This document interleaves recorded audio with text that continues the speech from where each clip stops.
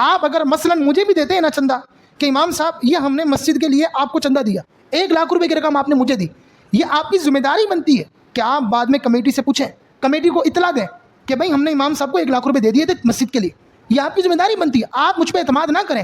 اس کی وجہ کیا؟ اس کی وجہ یہ میرے منہ میں نہیں لکھا ہوا کہ یہ بندہ بالکل فرشتہ صفت انسان ہے، یہ گناہ کر ہی نہیں سکتا. بھائی میں بھی انسان ہوں.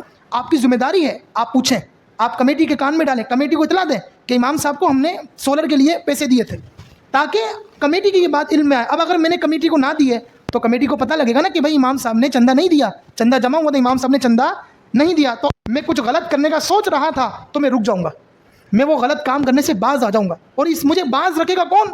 آپ لوگ رکھیں گے. یہ ہر شعبے کے اندر ہونا چاہیے.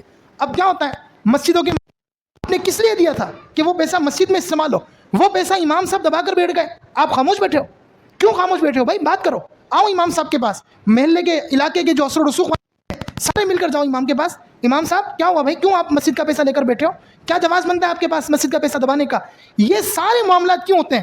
ہم لوگوں نے برے کاموں کو روکنا چھوڑ دیا ہے. ہم بولتے ہیں یا شیخ اپنی اپنی دیکھ، ہر بندہ اپنے کاموں میں لگا ہوا ہے، او بھائی ہمیں کیا فکر، مسجد کا جھگڑا ہے مسجد جانے، امام کا جھگڑا ہے امام جانے، ہمارا تو کوئی میٹر ہی نہیں ہے. حالانکہ آپ لوگ نمازی ہو، آپ کا بالکل میٹر بنتا ہے.